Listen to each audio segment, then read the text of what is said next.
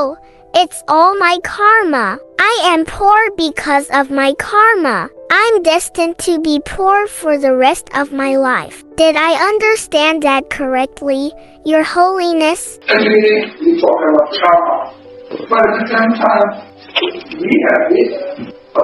We can choose the present karma. We can choose about bad karma or good karma. We have the right. We have the ability to choose.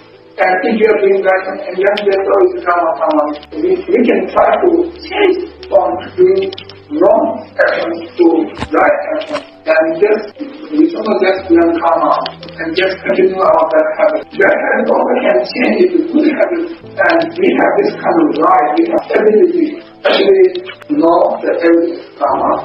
But at the same time, we have the power to choose the certain karma, whether to choose good karma or bad karma.